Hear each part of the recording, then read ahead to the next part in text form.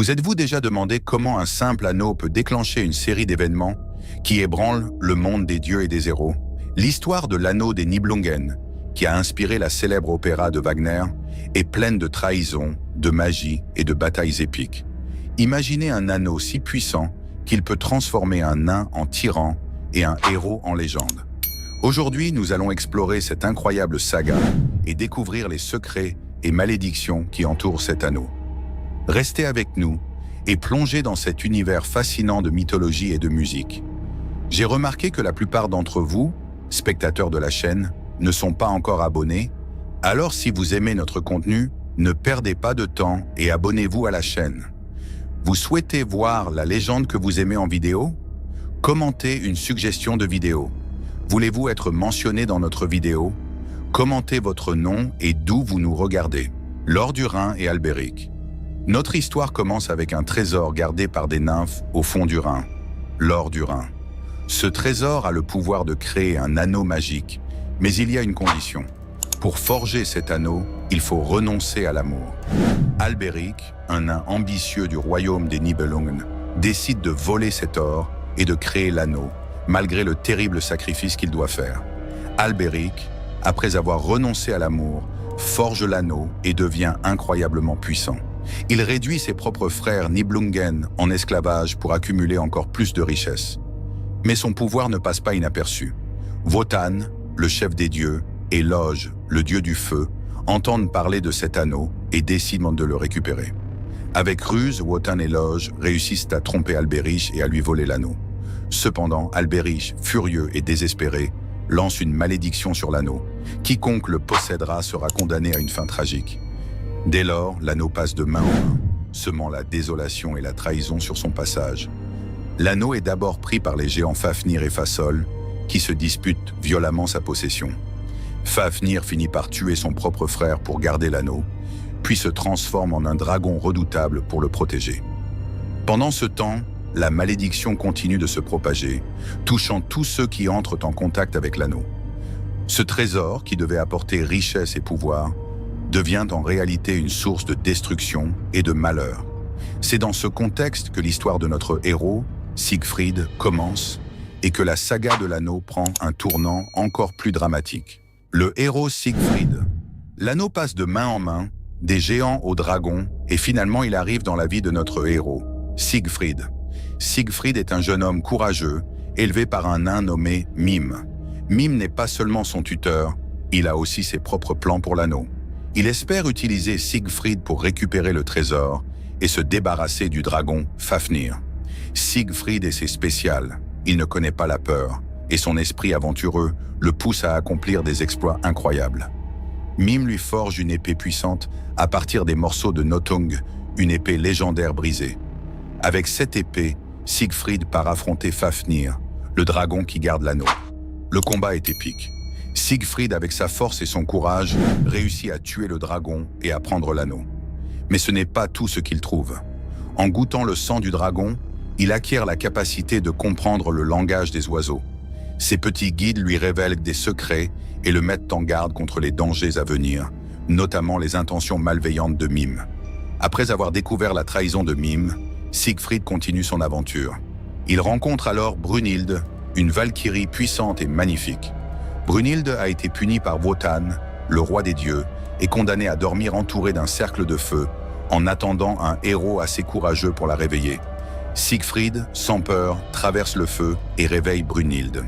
Elle est émerveillée par son courage et sa pureté d'esprit. Ensemble, ils tombent amoureux et jurent de se protéger mutuellement. Leur union semble indestructible, mais la malédiction de l'anneau continue de les suivre comme une ombre. L'amour de Siegfried et Brunhilde est sincère et puissant, mais les intrigues et les trahisons des dieux et des hommes menacent de les séparer.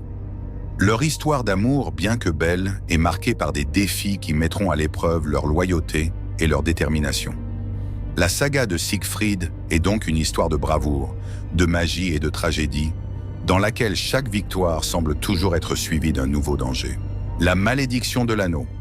Même après avoir été forgé et volé par Albéric, puis récupéré par Wotan, l'anneau continue de causer des problèmes. La malédiction lancée par Albéric plane toujours, et chaque personne qui entre en possession de l'anneau finit par connaître une fin tragique. C'est dans ce climat de trahison et de rivalité que Siegfried et Brunhilde doivent naviguer. Siegfried maintenant en possession de l'anneau, et Brunhilde sont confrontés à des intrigues de toutes parts. Gunther et Hagen, deux personnages influencés par Albéric, cherchent à manipuler Siegfried pour leur propre gain. Hagen, en particulier, est déterminé à récupérer l'anneau pour son père Albéric. Par des ruses et des mensonges, Hagen réussit à faire boire à Siegfried une potion qui le rend amnésique et le fait oublier Brunhilde. Sous l'influence de cette potion, Siegfried épouse Gudrun, la sœur de Gunther. Brunhilde, sentant la trahison de Siegfried, est dévastée et furieuse. C'est alors que les choses prennent une tournure encore plus sombre. Hagen, dans un acte de trahison ultime, assassine Siegfried lors d'une chasse. Siegfried, dans ses derniers instants, recouvre la mémoire et pense à Brunhilde. Sa mort marque un point de non-retour dans la saga de l'anneau. Brunhilde, écrasée par le chagrin mais déterminée à mettre fin à la malédiction, décide de retourner l'anneau au fils du Rhin. Elle monte sur le bûcher funéraire de Siegfried et se sacrifie, permettant ainsi de rompre le cycle de la malédiction. L'anneau est enfin retourné à son lieu d'origine, et avec lui, la malédiction est élevée. Le sacrifice de Brunhilde met fin à une série de tragédies et de conflits qui ont touché Dieu et mortels. La chute des dieux, symbolisée par la fin du pouvoir de l'anneau, est une leçon poignante sur les dangers de la soif de pouvoir et les conséquences des trahisons.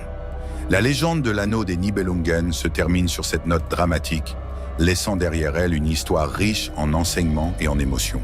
La saga de l'anneau des Nibelungen est bien plus qu'une simple histoire de pouvoir et de trahison. Elle nous montre comment la quête de richesse et de domination peut corrompre même les cœurs les plus purs. Les personnages de cette légende, qu'ils soient dieux ou héros, sont tous confrontés à des choix difficiles qui mettent à l'épreuve leur intégrité et leur humanité. Siegfried, malgré son courage et sa bravoure, est pris dans un jeu de manipulation qui dépasse son contrôle. Brunhilde, quant à elle, incarne le sacrifice ultime, choisissant l'amour et la justice au prix de sa propre vie. Leur histoire d'amour tragique nous rappelle que les vraies valeurs résident non pas dans les richesses matérielles, mais dans les liens que nous tissons et les sacrifices que nous sommes prêts à faire pour ceux que nous aimons. La malédiction de l'anneau, symbole de la convoitise et de l'ambition sans borne, finit par détruire tous ceux qui la poursuivent. En retournant l'anneau aux filles du Rhin, Brunhilde libère non seulement elle-même, mais aussi tous les autres de cette influence néfaste. C'est un rappel poignant que le pouvoir absolu, sans la sagesse et l'amour pour le tempérer, ne conduit qu'à la ruine et à la désolation.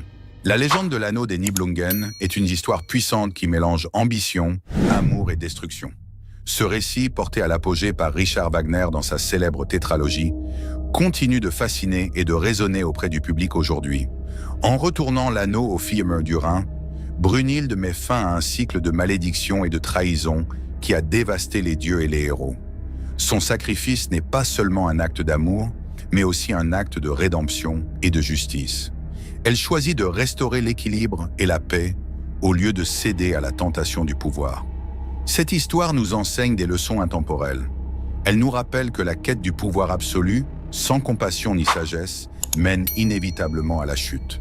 Que ce soit dans la mythologie ou dans la vie réelle, les véritables héros sont ceux qui savent mettre les autres avant eux-mêmes, qui comprennent que la vraie force réside dans l'amour et le sacrifice.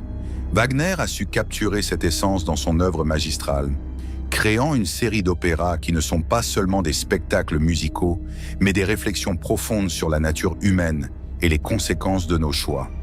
À travers la musique et les récits, il nous invite à explorer ces thèmes complexes et à en tirer nos propres conclusions. Alors, la prochaine fois que vous entendrez parler de l'anneau des Nibelungen, souvenez-vous des histoires et des personnages qui ont façonné cette légende. Réfléchissez aux leçons que nous pouvons encore apprendre de leurs aventures et de leurs sacrifices. Et surtout, laissez-vous emporter par la beauté et la profondeur de cette saga épique. Si cette histoire vous a captivé, n'oubliez pas de liker et de vous abonner pour découvrir encore plus de légendes fascinantes et d'histoires épiques. Merci de nous avoir accompagnés dans ce voyage au cœur de la mythologie. À la prochaine fois pour de nouvelles aventures.